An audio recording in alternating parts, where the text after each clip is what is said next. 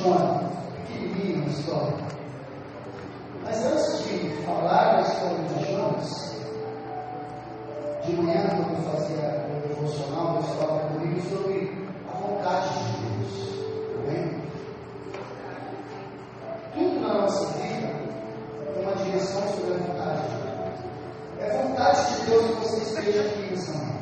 É vontade de Deus que você passe por algumas provas, para que você possa olhar para Ele e falar: Ele vai ser a porta, a saída, Ele vai ser o meu ajudador.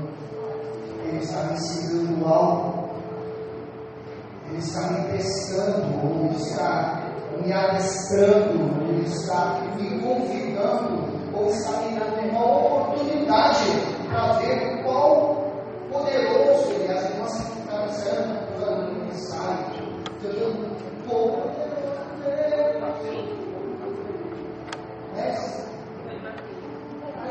Quão poderoso é o nosso Deus, irmão. E os olhos naturais, esses olhos aqui, não conseguem chegar. Com as nossas mãos, com o nosso pai, a gente não consegue acopá-lo. Mas o nosso espírito recriado em Jesus, regenerados em Jesus, a gente consegue sentir. Eu sinto Deus numa brisa, eu sinto Deus numa criança, eu sinto Deus quando eu olho para você. Aleluia! Aleluia! Glória a Deus! Eu sinto Deus em meio a uma luta. Agora, pouco o que aconteceu semana passada da fumaça aí, que eu fiquei meio assim. Hoje eu estou muito eu estava estranho por causa da fumaça. Aí, Isabela chegou para mim agora, a fumaça foi imensa. Para ela, por causa da fumaça, que a Lana, a gente ia subir com as crianças, e lá está cheio de fumaça, e aí a gente fez a reunião das crianças aqui embaixo. Foi muito agradável. Eu falei: tá bom, então em meio até o meio do caos, a gente tem que ver a mão de Deus. Em meio do caos. A história de Jonas, a gente vai ver que em meio a uma tempestade, no mar Mediterrâneo, tinha que ir para a Espanha, e de repente ele deu uma, vai para o noroeste. Ele foi para o oeste. Oeste. Desviou o caminho. Mesma coisa, Deus fala para você: vai por aqui. Aí você vai assim: Deus fala: vai por aqui. Vai por aqui. A vontade de Deus é que você vá por aqui. A vontade de Deus é que você esteja aqui nessa manhã. Posso ouvir um amém? Amém. A Bíblia diz que a vontade de Deus é boa, perfeita.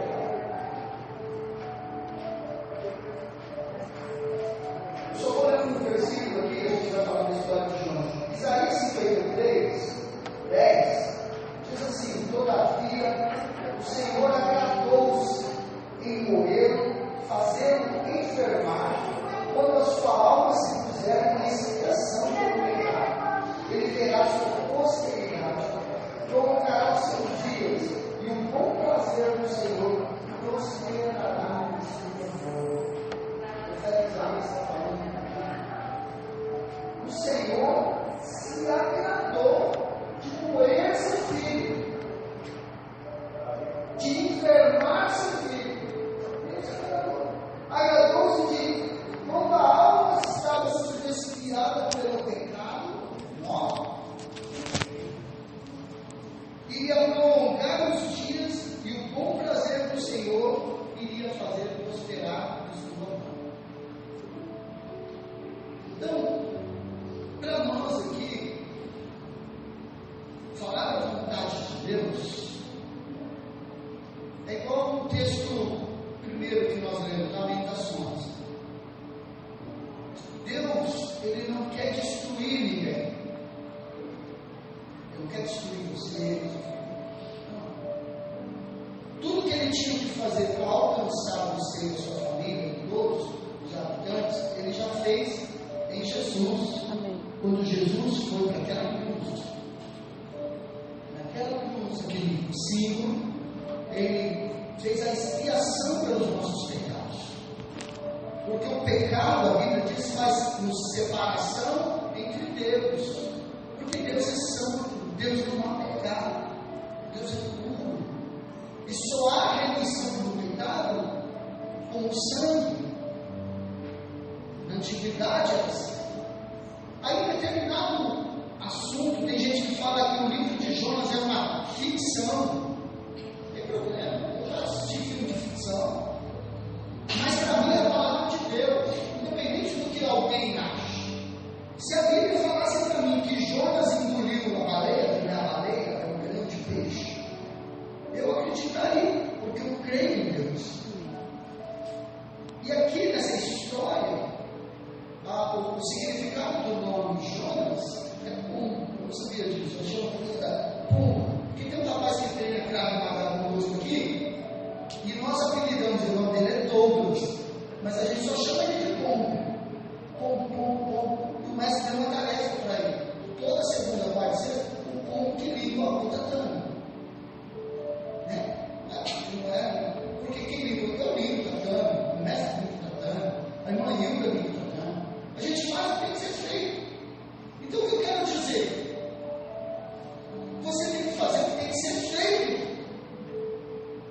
Jonas era um profeta, companheiro de Amós, de Oséias, naquele tempo, do reino do norte. E aí Deus dá a ele uma tarefa. Jonas, vai por esse caminho, vai para Nínive e prega a grande cidade de Nínive. No tempo do rei de Jeroboão. Vai e prega para eles que eles terão 40 dias para se arrepender. Aí Jonas, no famoso eu acho, onde eu conversei com o rapaz uma meia hora aqui, tudo que ele falava para mim, olha, isso, mas eu acho que é todo machismo dele. Me ajuda. Falei, então, beleza. Do jeito que você acha. Pessoas que a gente não consegue mudar. Ele está ali e ele não vai mudar. Que ele continue. A não ser que o Senhor, não é ele que tem que mudar as pessoas. Isso pode mudar as pessoas. Ele me mudou. Eu canto isso. Jesus Cristo muda o meu viver. Se for para mudar, para a tua glória, para a tua vontade, porque vontade de Deus é permissiva também. E aqui, Jonas, ele tinha um pensamento, era um profeta. Ele toma uma decisão e fala assim, olha, eu vou desobedecer a Deus. Por que eu vou desobedecer a Deus? Não tem isso escrito no meu livro. Porque Deus é misericordioso. É ou não é misericordioso? Mas não é. Ele sabia que a misericórdia do Senhor se renova a cada manhã.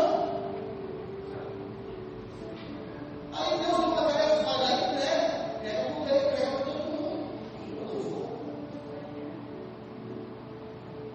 Peguei outro caminho, fugi. E quando a gente foge, irmão, a gente vai se afundando.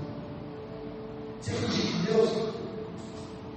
Ele desceu para Tarsis. Ele desceu para o porto errado. Ele desceu para o fundo do navio. Ele foi se esconder no fundo do navio. No fundo do navio, os marinheiros que estavam lá, cada um serviu o seu Deus. Na história de Jonas, quando viu aquela grande tempestade no mar, sendo pescadores inteligentes, falou que alguma coisa errada. Alguém errou. E aí começaram, quem está no barco? Encontraram Jonas em meio à tempestade, dormindo. Mas eu creio que naquele dormir de Jonas, eu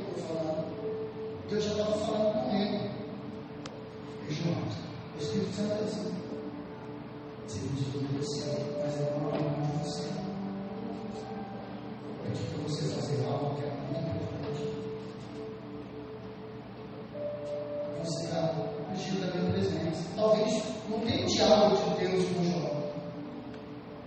Tem capítulo 2, tem a oração de Jonas já no ventre do grande peixe. Jonas sabia que ele estava fazendo coisa errada. A gente sabe que ele está fazendo as coisas erradas. A gente sabe que ele está fazendo as coisas contra a vontade de Deus. Verdade ou não é? A gente sabe. Sabe porque sabe. E aí, de repente, o pessoal vai para ele assim: nos diz o que você está fazendo aqui? Para onde você indo? O que você vai fazer? Para onde você é? Quem você é? Eu sou Jonas, profeta de Deus, o que criou os céus e a terra e o mar. Está aí. Ele mandou fazer algo que eu não estou fazendo. É por isso que vamos todos perecer. Aí Jonas se oferece. Faz o seguinte: eu não quero que nenhum de vocês seja destruído. É justificativo. Ele também não queria que Nínive fosse destruído, seria destruído. Só não seria destruído se ele cumprisse o papel dele. E ele achou: não vou cumprir. E se eu cumprir, Deus pode ser misericordioso. Mas Deus não mostrava misericórdia não só para uma cidade, com tantos mil habitantes, mas para Jonas também. Aí Jonas se oferece: olha, faz o seguinte, para vocês se salvarem, me joga no mar. Parece simples, né? Imagina aqui, ó, para salvar vocês aqui, a gente tem que escolher um e falar assim: quem vai ser aqui que a gente vai jogar fora do barco? Eu vou escolher a neve. Ou alguém levanta a mão, o Alexandre levanta a mão, eu vou. E aí o Alexandre falando eu vou, a gente tem uma obrigação de pegar o Alexandre, eu, o Tuti, a Nélia, o Wilson, e é fácil para nós, é uma vida. Eu gostaria de fazer isso. Eu me sentiria um criminoso. Porque o coração dele é bom, ele só é desobediente, ele só está entendendo. Mas ele joga sua glória, me joga ao mar e a tempestade vai cessar. Quer dizer, tem hora que o nosso orgulho tem que ser jogado ao mar, irmãos. O Espírito Santo mandou dizer isso. Pede que o seu orgulho seja jogado ao mar. Quem vai fazer isso? Jesus vai fazer isso.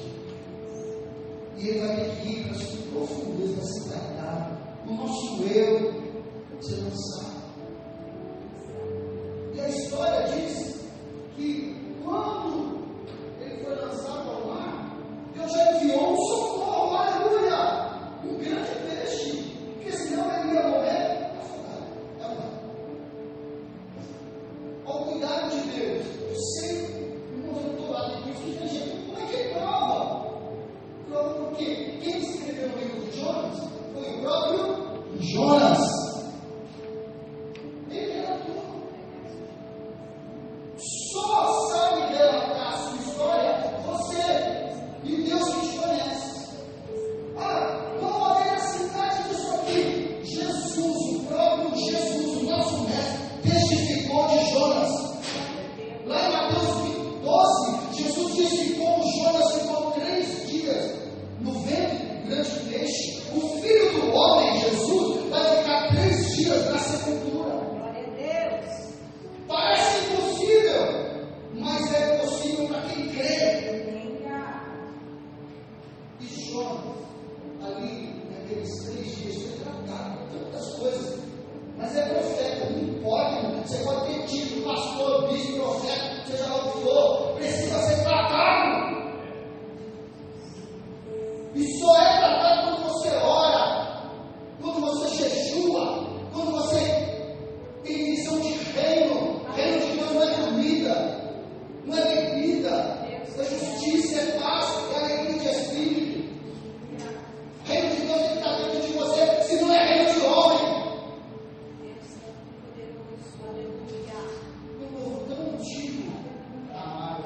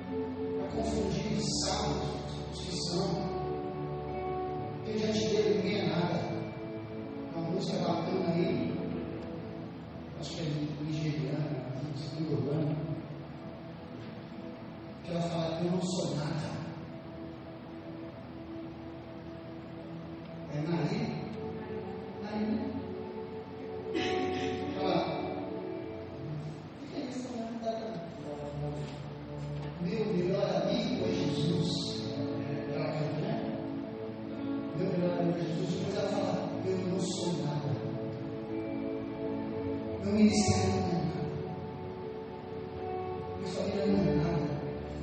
não tiver Jesus. Amém. Às vezes o profeta ali confundo para reconhecer isso. Porque senão, não tinha mais nada ali, nada. Nada. E é no nada, no caos, na solidão, que aí Deus tira do fundo, como resgate. Quando a gente for usar essa frase, não frequência, mas no fundo do poço, o legal do fundo do poço é que você olha para cima. E a gente tem que ir para o fundo do poço para olhar para cima. Porque tem gente que não vai no fundo e só fica olhando para baixo. O negócio vem de cima, a salvação vem de cima, a sabedoria vem de cima. É para lá que nós vamos. Glória a Deus. Então o Senhor tratou, e aí quando Jonas volta na praia, ele vai até a cidade para cumprir o seu dever. E lá ele cumpre o seu dever. Ele prega, Alexandre. Ele prega para aquela cidade. E a cidade faz o quê? Se arrepende. O rei se arrepende.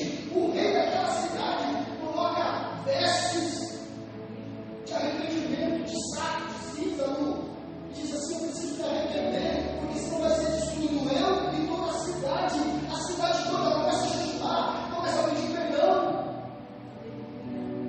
Mas o profeta cumpre agora a vontade de Deus. Tinha a vontade permissiva de Deus, que é diferente. Nesse mundo tem muitas aflições, tem muita doença, tem muito roubo. Mas tem a vontade de Deus operando em nós. E nós somos, Jesus disse, você como luz neste mundo. A luz tem que dissipar as trevas. Quando eu chegar, que a luz de Jesus dissipe as trevas, a treva da tristeza, da morte, do suicídio. A gente estava na quinta-feira orando. Uma criança chegou para mim aqui, ó. O que nossas crianças estão ali? Uma criança chegou para mim e disse assim: pastor, olha pelo meu amigo, o Enzo. Não é o Enzo, o Enzo é o primeiro. O Enzo é Enzo. Não é isso? Porque a mãe dele se suicidou. A mãe dele foi na ponte de Jordão e se jogou. Eu falei: claro, Vicente, eu vou orar agora. O que é ser pastor? O que é ser profeta? Imagina agora o dia das mães chegando. O inocente, o criado. Essa semana, feriado, né? Lá da igreja de Vila Joanesa, a gente tem, não só da igreja, da família, mas houve um acidente na BR-151, onde uma família toda,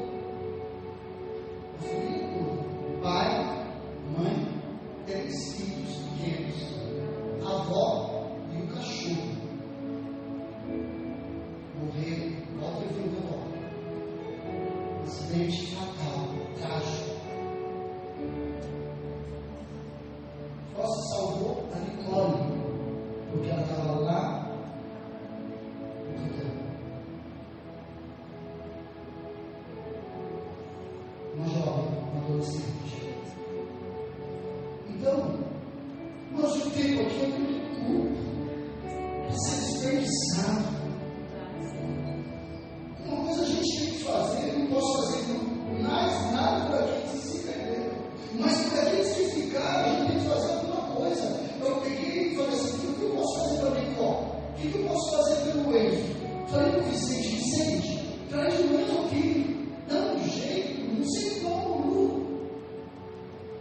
Mas essa forma que a gente faz simples de acolher, de orar, Deus opera na simplicidade. Eu creio que o Enzo, eu profetizei que ele vai ser um profeta de Deus. Glória a Deus. E veio o caos e com os olhos, eu consigo ver uma luz do Senhor se abrir. E 1000 coisas como tudo estão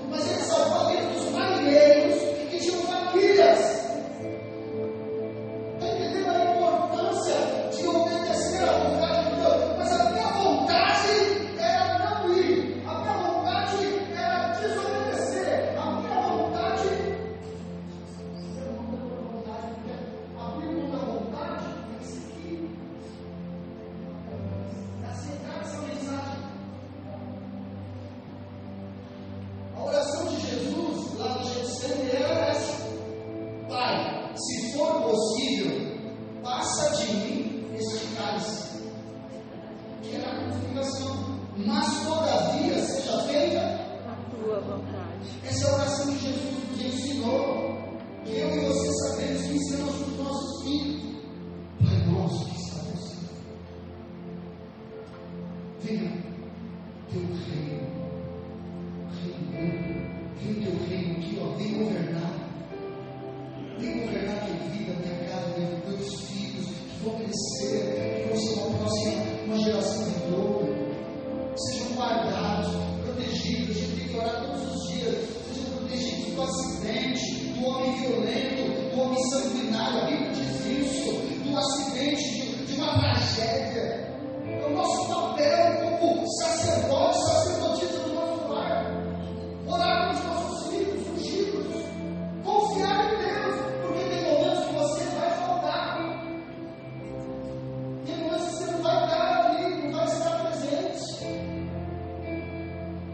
Verdade ou não é? E é nessa hora que a gente tem um auxiliador, é nessa hora que a gente tem um advogado. A Bíblia diz advogado. Ele vai nos representar.